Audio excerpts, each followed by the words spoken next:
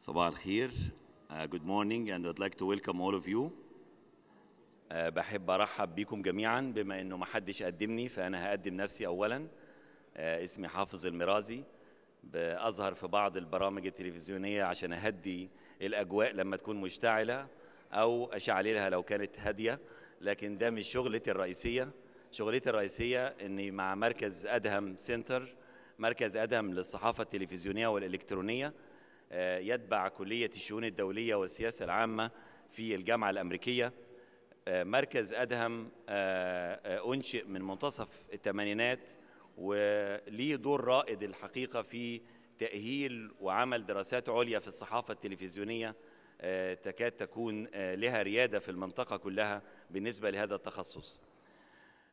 بالطبع اجتماعنا أو هذا اللقاء اليوم اللي على مدى يوم كامل، أنا سعيد جدا وفخور بالحضور وشاكر جدا ليهم اللي هم اقتطعوا جزء من وقتهم الثمين عشان يكونوا معانا لحاجة مهمة للغاية.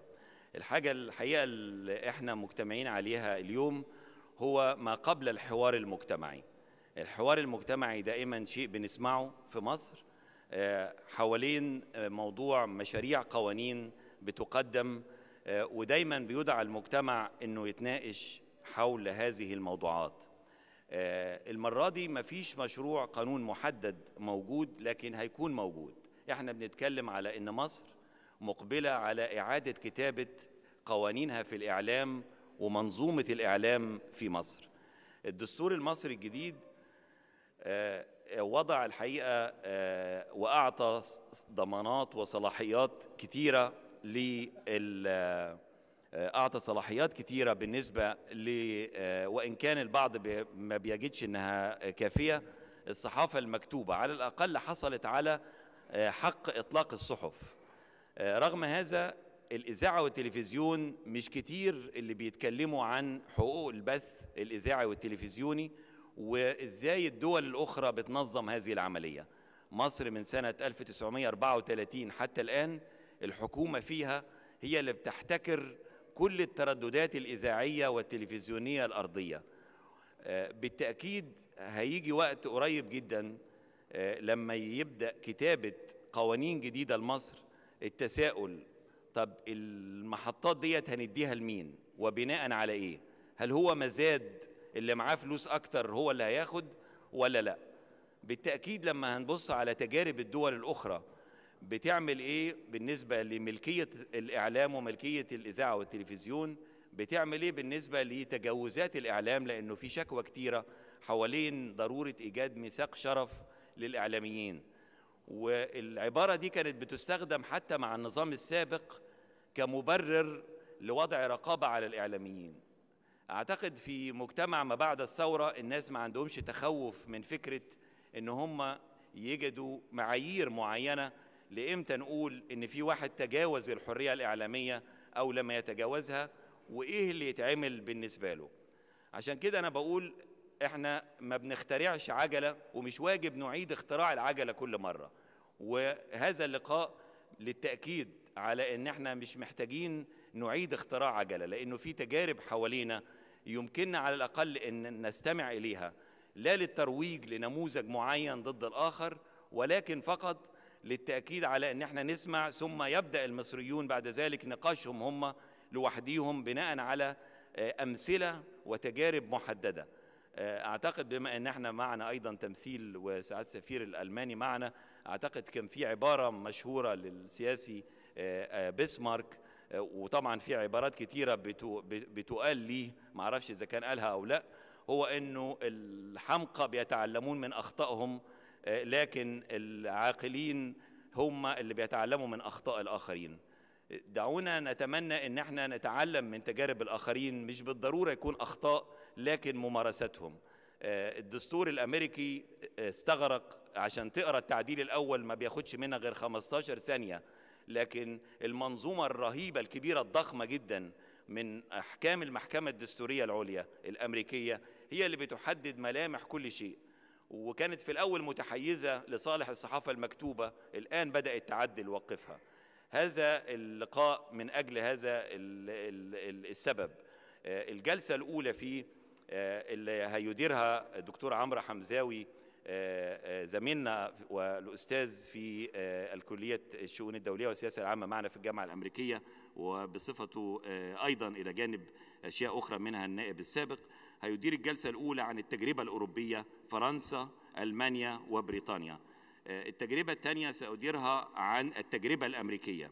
التجربة الثالثة هيديرها صحفي التلفزيون المخضرم الأستاذ حمدي أنديل، اللي هو أيضا سينيور فيلو في مركز أدم سنتر معنا، وهو سيدير التجربة العربية والنماذج العربية اللي ركزنا فيها على المغرب العربي، ليبيا وتونس والمغرب.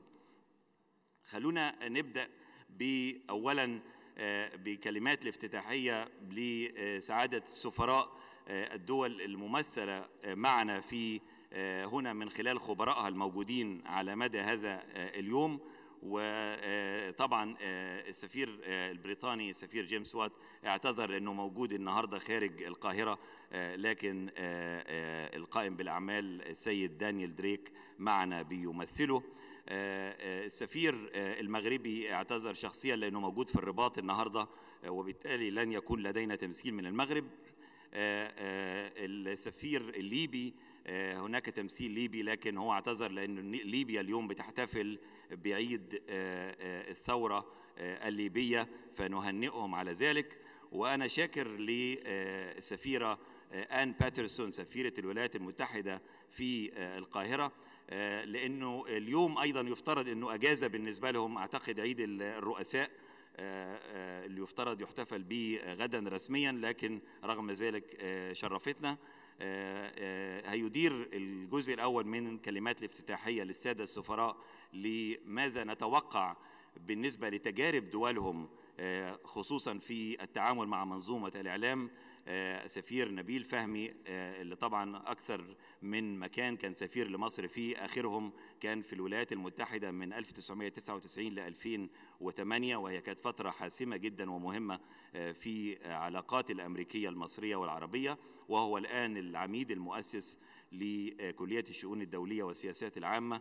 وأرحب بالسفير، سأقول السفراء بناء على بترتيب وجودهم في القاهرة حتى ولو كان الفروق أحيانا بشهور. السفير مايكل بوك سفير ألمانيا وأرحب به، السفيرة آن باترسون سفيرة الولايات المتحدة، السفير محمد الخميري سفير تونس، السفير فرنسا نيكولا جالي، وكما ذكرت القائم بالأعمال السيد دانيال دريك. وأترك الميكروفون للسفير نبيل فهمي، وشكرا. شكرا حافظ.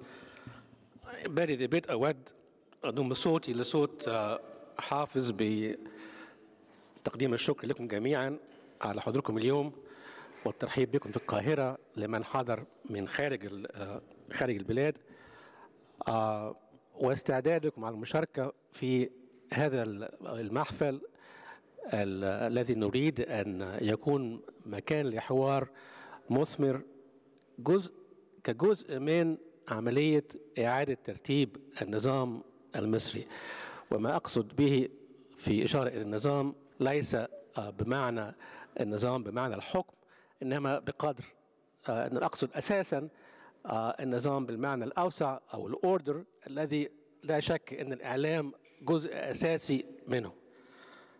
كما تعلمون جميعاً المنطقة العربية عامة وشمال أفريقيا بشكل خاص، وهنا نتحدث عن مصر بالتحديد، تمر بمرحلة حساسة، مرحلة في رأيي أنا تاريخية ستؤثر في توجهات المنطقة في المستقبل.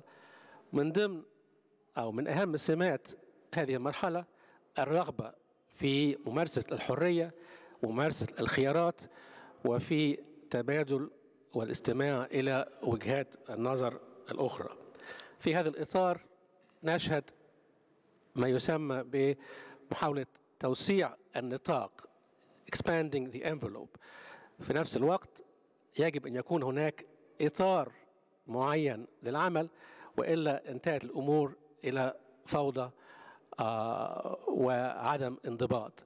أمامنا تحدي أساسي، لا نود بأي حال من الأحوال أن ننتهي إلى وضع قيود على الأداء الإعلامي، وإنما نود أو نأمل أن نرفع من كفاءة وجودة هذا الأداء الإعلامي.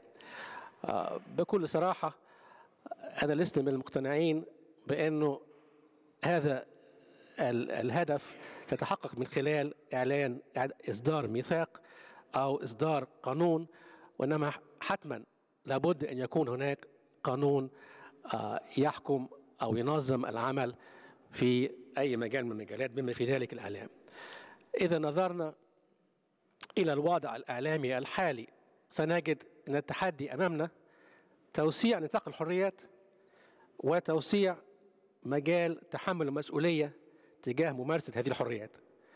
إذن علينا أن نجد معادلة تسمح بمزيد من الحريات، تنشط المجال الإعلامي بشكل أوسع وأكثر، وتمكن الإعلاميين من ممارسة عملهم بدون خوف من البطش أو من ممارسات غير سوية، إنما في نفس الوقت ترفع من كفاءة هذه الممارسات حفاظا على نقاء الحوار العام أو على الأقل ارتفاع بمستواه.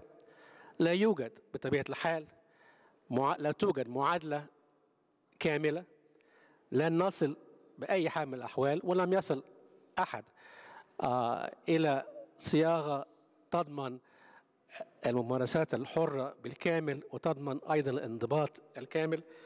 وبطبيعة الأمور عندما تكون البلاد في مرحلة ثورة مستمرة فلا شك أن هذا الجهد سيستمر إلى مرحلة ما. علينا على سبيل المثال تحديد الموقف من ما هو مدى السماح بحرية التعبير وما هي حدود حرية التعبير.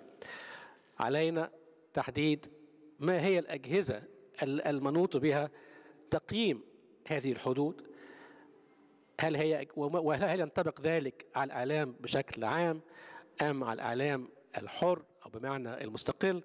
بلاش نستعمل كلمة الحر من المستقل.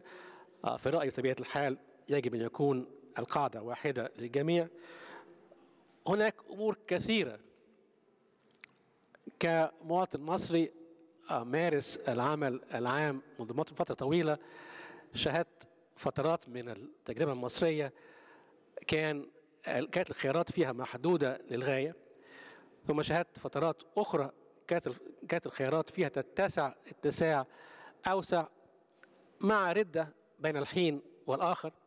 والآن نشهد مرحلة هناك اتساع واسع جدا أرحب به، ولست من الشخصيات التي ترمي مسؤولية كل خطأ على الإعلام إطلاقا، إنما أرحب بالاتساع الذي نشهده. إنما في نفس الوقت لا شك أن هناك بين الحين والآخر ليس أخطاء من الإعلام بقدر ما هو إساءة استخدام الإعلام. لكل هذه الأسباب والاهتمام كلية الشؤون الدولية والسياسة العامة بالإسهام عمليا في بناء الكيان المصري الجديد، ساعدنا باستضافة أو بتنظيم هذه الندوة وبحضوركم جميعا من داخل مصر ومن خارجها، وكذلك كما ذكر الأخ حافظ بحضور سادة السفراء من دول مختلفة للإسهام في بدء النقاش حول تجاربهم لكي نستفيد مما ينطبق على تجاربنا ولكي نختار ما يفيد التجربة المصرية. ستجدون في كلمات السادة السفراء وفي الندوات صيغ أو مودلز مختلفة لهذه الآليات. لا توجد صيغة واحدة للجميع، إنما لعل التجربة مفيدة، وأعتقد أنها من حيث التوقيت عايز أشكر حافظ وأهني المنظمين معه على هذا التوقيت، باعتبار أن مصر الآن في تبحث جديا مسألة إصدار قوانين جديدة للإعلام واتفاق على تنظيم وآليات نرجو أن تكون ليس فقط جديدة وإنما جديدة من حيث القرار، إنما أيضا جديدة من حيث التفكير. لا أود الإطالة عن ذلك وأفضل ترك الفرصة السادة السفراء. إذن لعلنا نبدأ بالسفير الألماني السفير مايكل بوك باعتباره أقدم السفراء حضورا إلى القاهرة، ثم ننتقل بعد ذلك بالترتيب على يمين من سفير إلى آخر. السفير مايكل بوك لك الكلمة. Thank you very much, Ambassador Fahmy. Dear colleagues, excellencies, ladies and gentlemen, just a few remarks from my side to help you to warm up at this early hour. Well, independent media, they are the backbone of modern democracies. The guarantee of the free flow of information is necessary to enable the citizens of a country to decide on what they want politically and in other respects. Therefore, it's basic here and everywhere else to have free media. Media are quite powerful, therefore. In Germany, we have a saying that they tend to form the fourth power after parliament, government, and the judiciary in a state, which means the cumbersome task of reshaping the whole system of media in Egypt is worthwhile being done.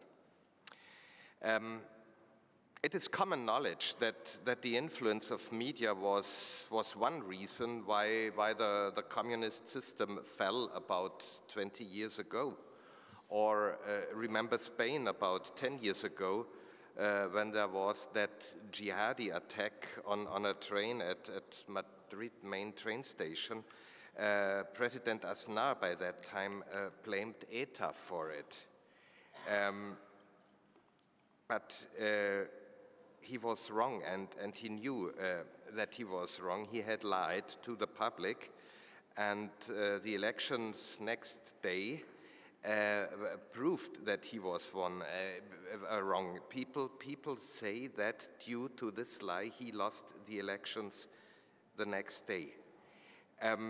Through the social networks, these news reached everybody just in time. Another example of the power of the media, and well, let's look not so far away, just 2 years ago. What was the role of the media during Tahrir revolution? The fact that the old regime stormed Ramses Hilton in order to remove the eyewitnesses from the scene and to cut off the transmission of events like the camel battle to every TV set around the world is enough evidence of the power of the media.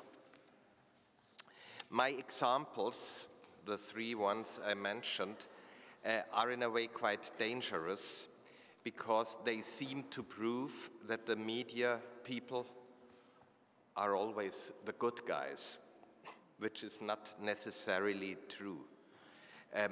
Media also tend to infringe upon other people's rights.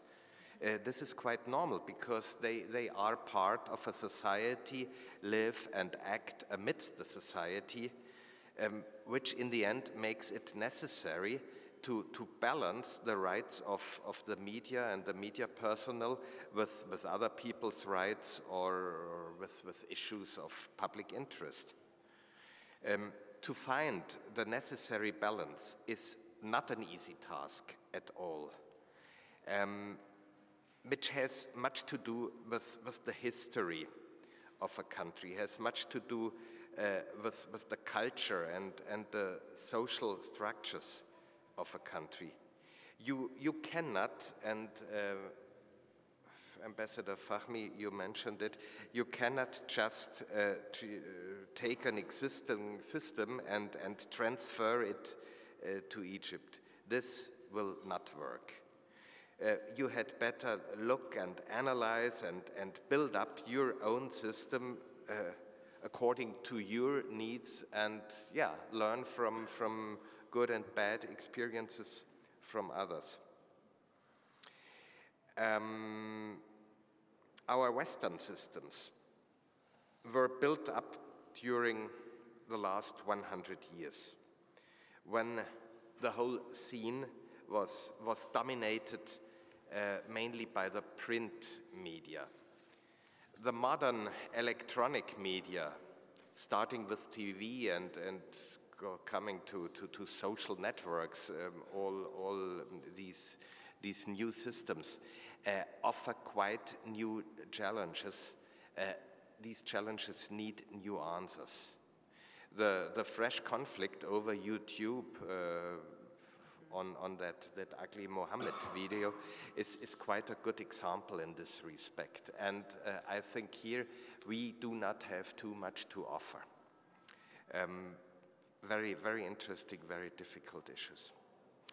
When you try to tailor a new system in Egypt, please don't forget about some fundamental principles. Some fundamental principles that still remain valid in modern times ahead. First of all, there must be no in advance censorship of what can be published or disseminated. We need the absolute protection of the sources of information of media people, so please do not force the journalist to reveal where he has his information from. This does not mean that there is no accountability or no responsibility of journalists or media people for what they are doing, for what they are doing wrong. But I think, and our experience in Germany shows, that the general laws are sufficient to regulate this. The less media regulations we have, the better it is. If possible, leave it up to the organs of the media themselves, to leave it up to the institutions established also here in Egypt, to build up ways and means of self-control. Take a close look what we are doing in Germany. For instance, we have the German Press Council, which really does a good job. I think Mr. Meinardus will tell you more about this. And last not least, because I'm in a foreign country, last not least, don't forget the foreign press. The world must be able to have an eye on what is happening in a country. And also here, I recommend you to check what we are doing in Germany. We have a foreign press association, which is amongst the oldest of the world. It was founded in 1906, and it has quite a strong position in Germany. In the board of directors, there is an Egyptian journalist, by the way, so this might be interesting for you. I told you I just would like to make some opening remarks to warm up for the debate. Therefore, I'm already concluding now. I wish you some fruitful discussions, and if you ever want to have help from my side, please let me know. All the best.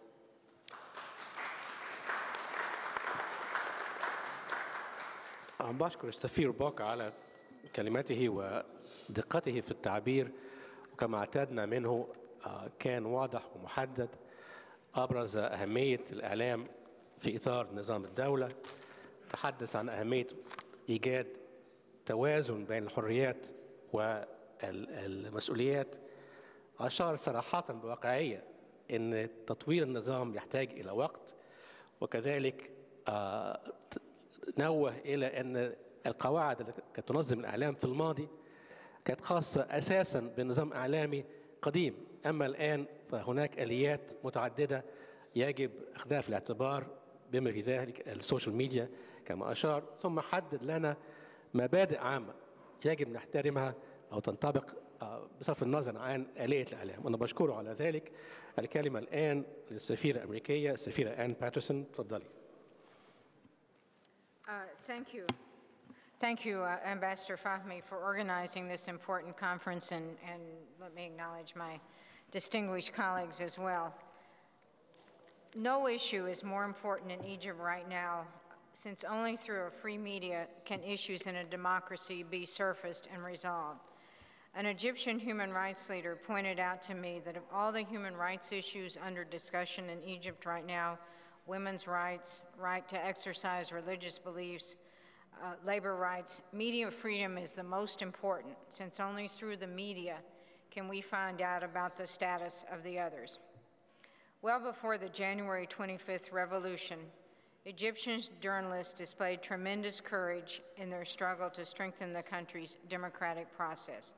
As the world has recognized, their timely reports and penetrating analyses helped to open a promising new chapter in Egyptian history. In the 2 years since the revolution, these journalists, like all Egyptians, have been grappling with the dramatically changed political landscape. The country's rapid evolution has presented new challenges and opportunities to media professionals. Egyptians of diverse beliefs and backgrounds have launched numerous new television stations and newspapers. Existing publications have been reinvigorated by the spirit of democracy and transparency.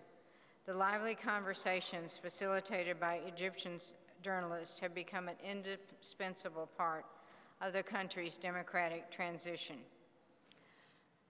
Some here in Egypt have expressed concern that too much freedom of speech is dangerous. We have seen these concerns embodied in laws that criminalize insults to people and institutions. I think it's important to remember that the difference between a critical comment and affront to one's dignity and honor is in the eye of the beholder. Successful democracies have found that because this is a subjective distinction and because freedom of expression is such a fundamental right, it invariably is best to err on the side of allowing speech that some may find offensive instead of attempting to suppress it. Those who find themselves in the public eye are well advised to work on acquiring thicker skins instead of wasting time and resources suing their detractors. In the United States, making fun of our leaders has a long and noble tradition, from our earliest political cartoons to the late-night comics we now have. This conveys an important political message, too, that our leadership and public figures should not take themselves too seriously, and that no one is above the right to criticize and even mock, and that they are part of the broader society. The profound changes Egypt has witnessed have increased the people's expectations concerning the media. They seek real facts, well-researched and documented stories, and investigative reporting that challenges the authorities to follow through on their commitments. They are right to demand these things. A healthy democracy must have a professional, ethical, and authoritative media, one that can be relied on to do its homework instead of making things up. There is always a place in the U.S. for what we call yellow journalism, and indeed it has a long tradition in my country. Stories about UFOs, celebrity gossip, diets, it's all very entertaining. In Egypt, this kind of journalism also tends to traffic in conspiracy theories, sometimes involving the United States. In our embassy, we always call or write journalists and their editors who write or fabricate stories about the United States, and we anticipate that with maturity, the public will demand increasingly high journalistic standards. Tabloid-style reporting cannot satisfy the appetite of a newly liberated people hungry to know what is really going on in their country and in the world. The bottom line is that Egyptian journalism must transform itself if it is continued to be relevant. Journalists cannot call upon demonstrators to engage in violent acts which serve to undermine their economy, or simply lie to the public to promote their own agenda. This should be met with condemnation from viewers and readers, with complaints to the media owners and their advertisers.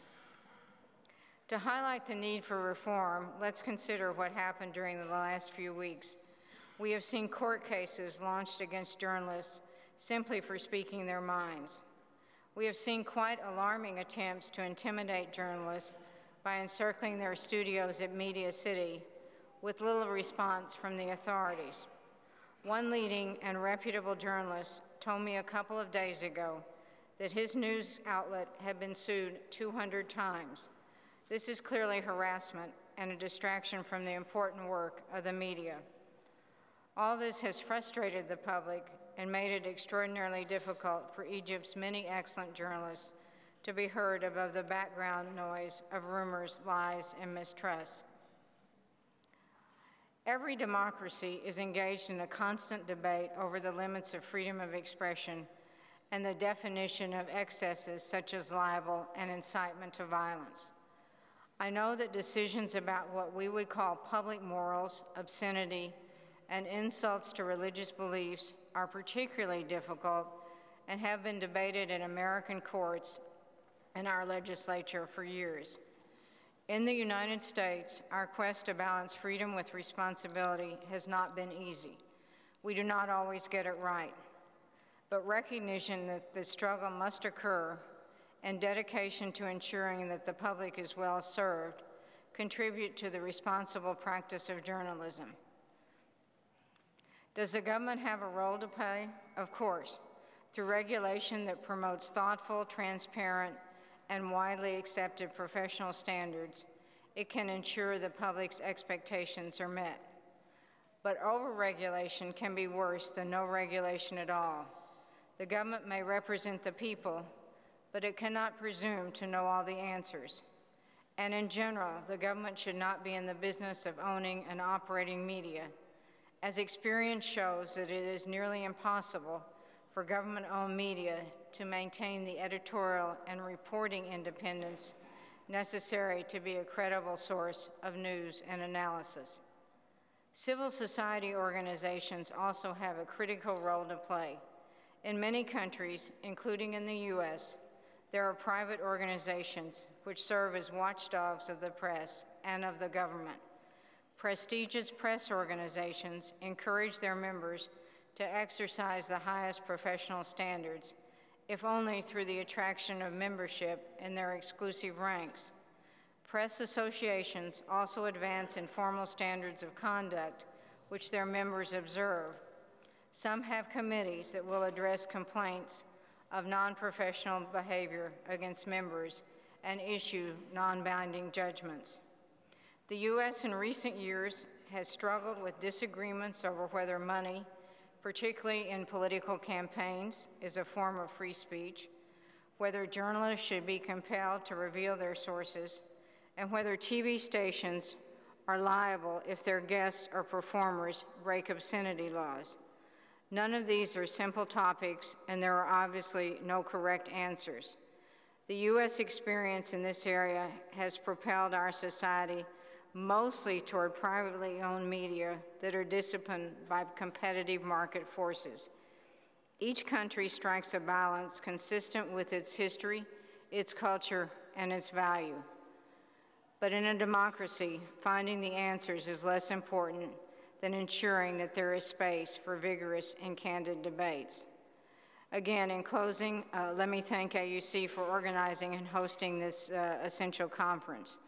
I'm confident that by putting the public interest above personal ambitions and partisan political agendas, Egypt's media professionals, working cooperatively with the government, can reinvigorate journalism here, making it a potent, relevant, and trusted resource. Thank you very much.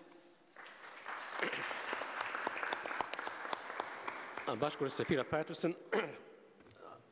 أكدت السفيرة كما أكد السفير الألماني قبل ذلك على أهمية دور الإعلام في إطار أي نظام ديمقراطي. أشارت أيضا إلى أهمية أن يفتح كل من يعمل في المجال العام يفتح صدره للنقد ويتقبل النقد البناء حتى إذا كان في وجهة نظره شيء غير صحيح أو غير سليم. في نفس الوقت تحدثت عن مسؤولية الإعلام في ممارسة المهنة بشكل علمي وبشكل جاد وموضوعي، ثم أشارت إلى نقطة في رأيي مهمة جدا، إلى أن الحوار بين ما هو مسموح وما هو غير مقبول مجتمعيا يختلف بين مجتمع وآخر، وعلى كل مجتمع أن يحدد أو يجد الميزان المطلوب إلى ذلك. كما أشارت إلى دور الحكومة في تنظيم هذا وفي عدم تجاوز دورها في وضع نظام للإعلام. كما ذكر السفير بوك أشارت إلى مسألة حماية المصادر، وأود أن أنتهز هذه الفرصة لأشير إلى أن أثناء وجودي في واشنطن كانت هناك قضية مهمة جدا لصحفية حكم عليها بالسجن إذا لم تعلن عن مصدر المعلومات التي حصلت عليها خاصة بالشرق الأوسط، ورفضت الحقيقة وذهبت إلى السجن رغم كل النقد الذي وجه إلى القضية ذاتها، إنما فضلت أن تذهب إلى السجن بدلا من الإعلان عن المصدر. بشكر السفيرة وبدعو أخونا العزيز سفير تونس السفير محمود الخميري. تفضل. شكرا سعادة سفير نبيل فهمي. أصحاب السعادة السفراء السيدات والسادة، حقيقة خلافا للتجربتين الألمانية والأمريكية أقول أننا في تونس بعد ثورة 14 جانفي نحن في فترة انتقالية، خاصة وكنا في نظام استبدادي وكانت فيه الحريات مفقودة، وحاليا نحن تجربتنا وليدة ولم يتم البت خاصة في السلطة التعديلية للإعلام، ولنا الأخ كمال العبيدي سيحيطكم بمزيد من التفاصيل. بقي أقول أني كنت ملتصقا أكثر في بعض الملاحظات بإبداء بعض الملاحظات حول الهيئة التعديلية للإعلام السمعي البصري. في الأول نبذة حول سياسة الحكومة تجاه قطاع الإعلام حاليا في تونس. تستند رؤية الحكومة ومواقفها المبدئية وسياساتها تجاه قطاع الإعلام إلى قيم الثورة والديمقراطية القائمة على حرية الصحافة والتعبير والإبداع واستقلالية المرفق الإعلامي العمومي في أدائه لرسالته النبيلة بدرجة عالية من المهنية والحرفية والحياد والنزاهة، وبما يتوافق مع تطلعات الشعب التونسي وانتظاراته. ومن هذا المنطلق عملت الحكومة التونسية الحالية منذ توليها أمانة إدارة الشؤون التنفيذية لتونس على تنزيل هذه الرؤية في إطار برنامج عملها لسنة 2012، ومن خلال التفاعل الإيجابي والبناء مع ممثلي قطاع الإعلام والقائمين عليه، وذلك على أساس الحوار والعمل المشترك لتجسيم محاور الاهتمام المهنية والاجتماعية والقطاعية في المجال الإعلامي حيز الواقع، وبما يخدم مصلحة الصحفيين والإعلاميين والمهنيين من القطاع العام ومن القطاع الخاص، وفي مختلف مجالات التخصص في التحرير والإنتاج والبث والنشر والتوثيق. ملاحظات أخرى حول الإطار القانوني لقطاع الإعلام والهيئة التعديلية للإعلام السمعي البصري.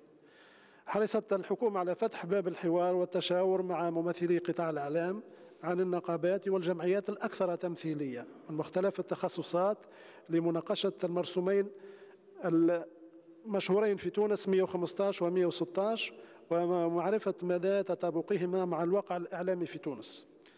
وتبين أن هذين المرسومين لم يحظيا بإجماع كل الأطراف حول صيغتهما القانونية وتوافقهما مع القانون المنظم للسلطات، وكذلك مع خصوصيات القطاع السمعي البصري بالأساس، حيث يعد المرسوم 115 مقبولا في مجمله ومن المستحسن عدم إلغائه، وقد دخل حيز التطبيق منذ تاريخ صدوره، غير أنه يحتاج إلى تنقيحات تهم التناسق بينه وبين عديد النصوص الأخرى وخاصة المادة الجزائية، إضافة إلى توضيح بعض المفاهيم وتعديلها وإضافة مفاهيم أخرى ومراجعة بعض الآليات التنفيذية. وقد أثار المرسوم 116 منذ صدوره عديد التحفظات والملاحظات، خاصة من حيث التناقض الصارخ بين الهدف من وضعه وهو إنشاء هيئة تعديلية لضمان حسن تنظيم القطاع وحرية واستقلال الإعلام مقابل سلطات مطلقة للهيئة تصل إلى حد الجمع بين الوظيفة التعديلية والرقابية والترتيبية والحكمية، بالإضافة إلى المواقف المتناقضة للأطراف ذات العلاقة فيما يخص الآليات التنفيذية المترتبة عن هذا المرسوم، وهو الأمر الذي أخر صدور النصوص التطبيقية الخاصة بهذا المرسوم وجعله غير قابل للتطبيق ويحتاج إلى مراجعة عميقة من قبل المجلس الوطني التأسيسي. ومن هذا المنطلق أصبح من الضروري إحالة مسألة مناقشة وإقرار أو تعديل المرسومين وتحديث الإطار القانوني لقطاع الإعلام إلى المجلس الوطني التأسيسي ومصدر السلطات في تونس، غير أنه ولتجاوز إشكالية تأخر المجلس في النظر في المرسومين 115 و 116 أقرت تنسيقية الترويكا يوم 13 أكتوبر تفعيل الفصل 47 من المرسوم 116 الذي يعطي السلطة لرئيس الجمهورية بالتنسيق مع الهيئة الوطنية لإصلاح الإعلام والاتصال التي ترأسها السيد كمال العبيدي النص بمحض النص الحرفي للفصل 47 بصورة وقتية وفي انتظار إرساء المؤسسات التشريعية والتنفيذية على أساس الدستور الجديد. يقع تعيين رئيس الهيئة العليا المستقلة للاتصال السمعي والبصري وأعضائها من بين الشخصيات المستقلة المشهود لها بالخبرة والكفاءة في الميدان من قبل رئيس الجمهورية المؤقت بالتنسيق مع الهيئة الوطنية المستقلة للإعلام والاتصال وفقا لنفس المعايير والمواصفات المنصوص عليها بالفصل 7 المذكور في الأعلى. أعضاء الهيئة عددهم 8 وتاسعهم الرئيس، وهم يمثلون هيئات مهنية ودستورية وقضائية يتم تعيينهم وفقا لشروط تم التنصيص عليها خاصة بالفصلين 6 و10، ويمكن اختزالها في الاستقلالية والمهنية وعدم التحزب. الضمانات القانونية والمهنية لتعيين الأعضاء في الهيئة تجعل من أعضائها الهدف منها الابتعاد عن التجاذبات الحزبية على الأقل في مستوى الاختيار، لأن القانون والواقع يفرضان الاستئناس إلى كوادر وكفاءات مشهود لها من قبل جميع العارفين في المجالين السمعي والبصري بحسب معايير علمية ومهنية موضوعية. هذا القرار يسمح الآن بإنشاء الهيئة العليا للإعلام السمعي البصري بصفة مؤقتة لحد استكمال النظر في المرسوم بأكمله من قبل المجلس الوطني التأسيسي، ويتم حاليا التشاور مع ممثلي القطاع للإعلان عن تركيبة الهيئة، وسيكون ذلك في وقت قريب من قبل رئاسة الجمهورية. والحكومة ستساند كل جهد ومبادرة تتم للإسراع بالإعلان عن هذه الهيئة العليا التعديلية. شكرا سيد الرئيس. شكرا سعادة السفير.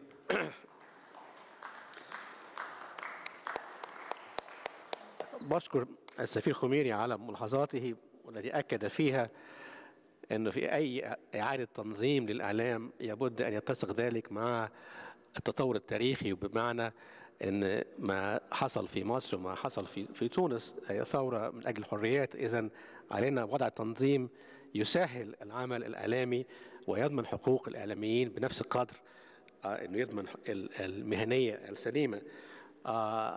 برضو الحقيقة لفت نظري ملاحظاته حول أهمية الدخول في حوار مجتمعي مع المعنيين بالإعلام، لأن في النهاية يجب يكون هناك التوازن المطلوب بين من يعمل في المهنة ومن يستقبل الناتج النهائي من هذه المهنة. فأنا بشكره على ملاحظاته وأثق أننا سنستفيد في إطار الجلسات المتخصصة بالتجربة التونسية.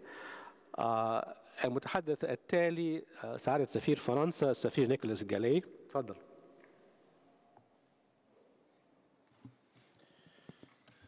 Merci, cher ami. Et merci à l'Université américaine d'avoir organisé ce débat. Pour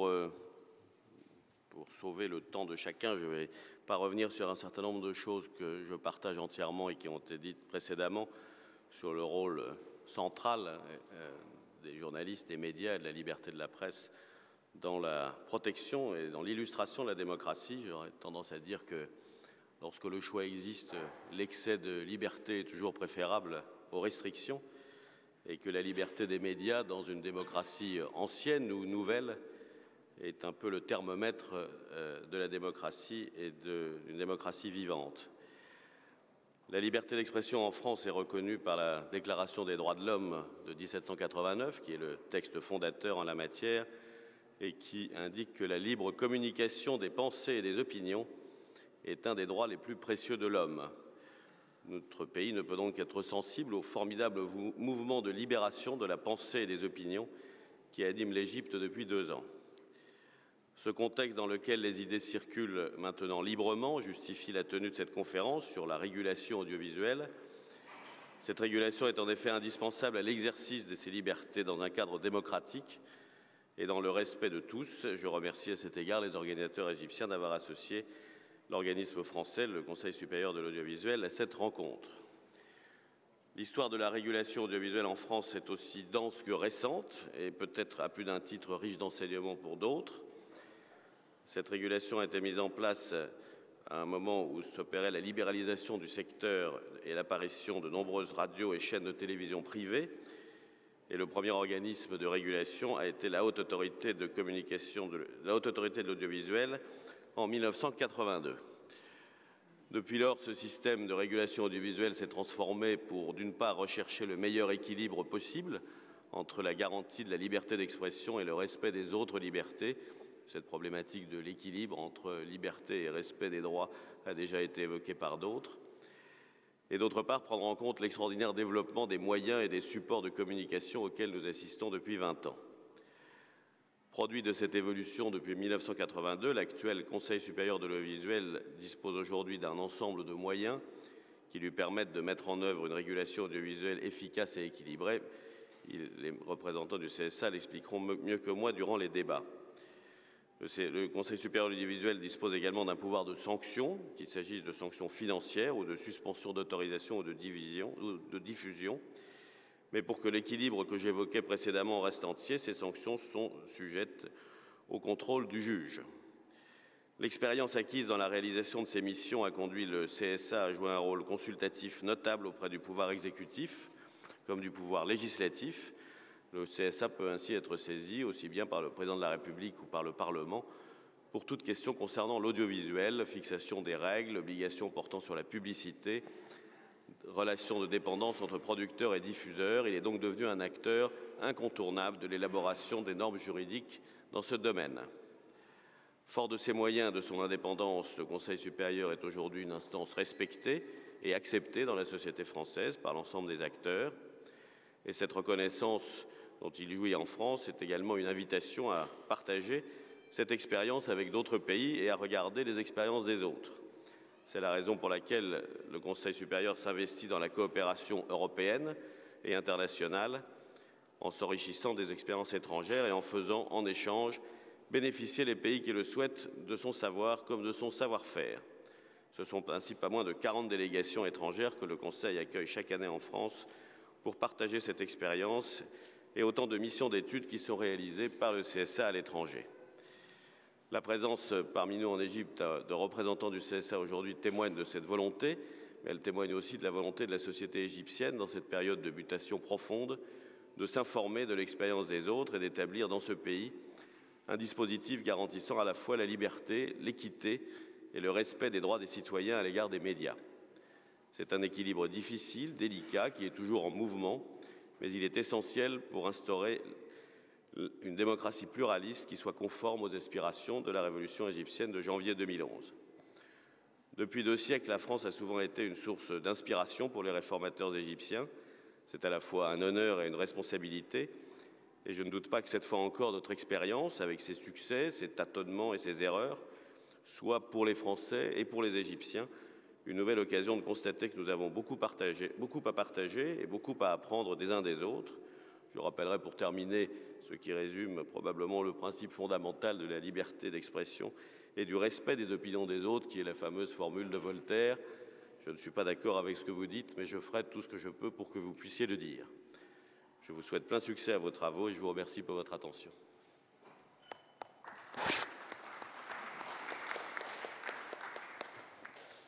بشكر السفير جاليه على كلماته المهمة.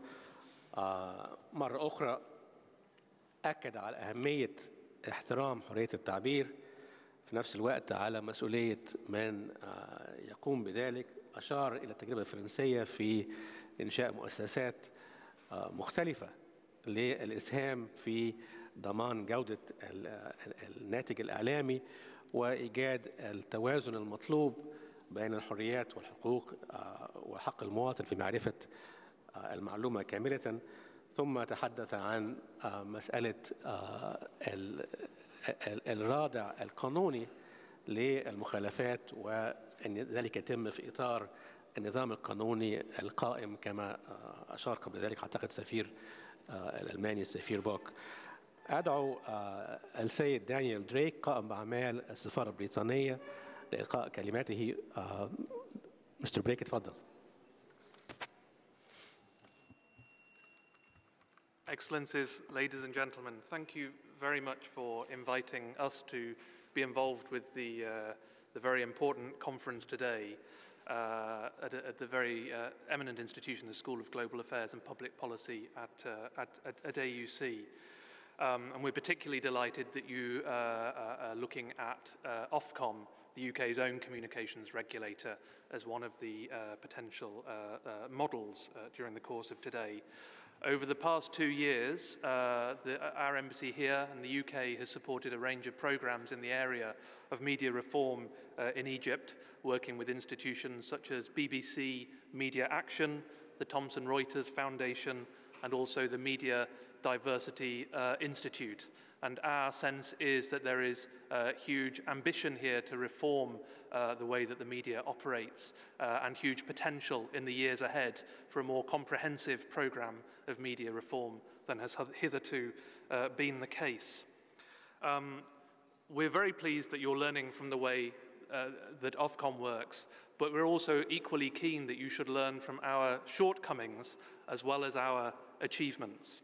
And as many of you here are media experts, you may be aware of the report that was published in the UK on the 30th of November by Lord Justice Leveson, the so-called Leveson inquiry. The Leveson inquiry was a report into the culture, practice and ethics of the press in the UK. And it contained findings and recommendations in 3 areas. First of all, on the relationship between the press and the police. Secondly, on the relationship between the press and politicians. And thirdly, on the relationship between the press and the public.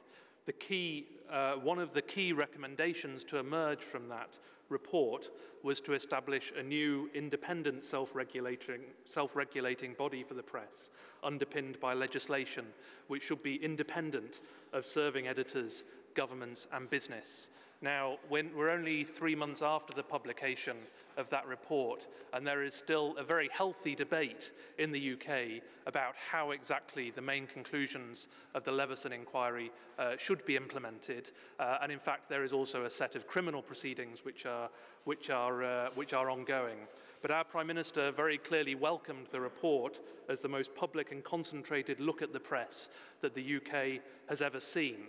And it really is a very detailed attempt to try and marry 2 principles. One is the principle of freedom of expression, and the other is the principle of protection of the individual. The UK, in common with my colleagues along the table, as you should know, is one of the keenest supporters of freedom of expression around the world.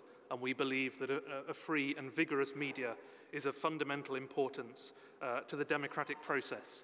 So whatever steps are taken to implement the findings of the Leveson inquiry, what is most important is that this free press should be maintained. the very process of debating the reform of the media in the UK is we believe it part of the democratic process in itself. But I think there are lessons, I'm sure, for Egypt, not just from the Leveson inquiry, but from the process of media reform in other countries represented at the table, so that Egypt can really start to embed the gains that were made during the 25th of January revolution. In conclusion, and having heard my other speakers as well, I'd probably suggest that there are three lessons. We like to talk in threes. Three lessons, certainly that we have learned, or that I have learned from reading more about both the way that Ofcom works and also the Leveson report. The first is that if you're going to do media reform properly, it must be comprehensive. It's very difficult, for example, to talk about the ethics of the press, particularly in this day and age, without also talking about access to the internet and the provision of good quality internet services. And that's why Ofcom, as our communications regulator, regulates everything from TV to radio, fixed line telecoms, mobile phones, particularly these days, postal services, and the airwaves over which wireless devices operate. So the first lesson is to ensure that you are looking comprehensively at the media landscape. The second is to ensure that any process is transparent. All of the findings of the Leveson inquiry were conducted in public, and it's important that we embed the values ourselves that we're trying to espouse in others in terms of regulation of the media and freedom of expression. And thirdly, as other speakers have said, to ensure that any process of reform is also impartial and steps above political party politics. So perhaps with those three lessons in mind, I'm sure that you have plenty others as experts in your field. We wish you the very best in your deliberations today. Thank you. بشكر السيد دريك على كلماته، والحقيقة على تواضعه أيضا بشكل خاص على دعوته أن نستفيد ليس فقط من التجارب الإيجابية لبريطانيا في هذا المجال، إنما أيضا من الأخطاء أو المجالات التي يجب الترشيد أو تعديلها، وإشاراته الخاصة بأهمية تناول هذه القضية من جهة محايدة تماما إشارة مهمة، وتناول قضية الإعلام بشكل شامل وبشكل شفاف وبشكل محايد، كلها مبادئ أعتقد أنها في غاية الأهمية وسنستفيد منها في الممارسة المصرية. أنا بشكر السادة السفراء على حضورهم، بشكركم على حسن استماعكم، وأرجو أن تنضموا إلي في تقديم الشكر للسادة السفراء على حضورهم اليوم. شكرا. شكرا جزيلا سفير نبيل فهمي وباقي السفراء، ونشكرهم على وقتهم، وأيضا أشكر جدا الحضور، لأن أنا عايز أكد إحنا حرصنا على أنه ما يكونش الدعوة مفتوحة لجمهور عام، لكن على نخبة معينة، وسعيد جدا بأنه كتير منهم وقته ثمين للغاية كانوا معانا. سيادة المستشار وائل رفاعي مساعد أول وزير العدل رغم كل انشغالاته، لكن باعتباره هو وفريقه مهتمين جدا بموضوع منظومة القوانين القادمة للإعلام. زملائنا من النواب سواء السابقين أو الحالي في المجلس الشعب أو من مجلس الشورى في لجنة الإعلام أيضا حريصين عن بعضهم يحضر. زملائنا من أساتذة الإعلام والمتخصصين وزملائي في الإعلام، أعتقد هذا الجمهور مهم جدا وجوده، وأنا أشكرهم جدا. أنا أعرف أنه كل واحد منهم ممكن يكون متحدث لوحده يوم كامل، لكن أنهم يرضوا ييجوا يستمعوا فقط ويناقشوا بعد الاستماع مع الحاضرين عشان يكون عندهم فرصة، هذا مهم جدا للحوار. أنا أكون شاكر جدا لو هنكون 5 دقايق، لأن احنا متأخرين في الجدول شوية، فاحنا ناخد بريك 5 دقايق بدل من 20 دقيقة اللي محددين على الجدول، هنغير بس فيها الست، وأيضا ندي فرصة قبل ما أكون شاكر قبل ما تتحركوا، ندي فرصة بس لسعادة السفراء إنهم يتحركوا خارج القاعة عشان يتبدل الباقيين. بعد كده الدكتور عمرو حمزاوي هيدير الجلسة الأولى اللي هيكون فيها الخبراء من بريطانيا كريس باناتفالا، فرانسواز لابورد من فرنسا، ومن ألمانيا رونالد مايناردوس. شكرا جزيلا لكم. بعد 5 دقايق بس.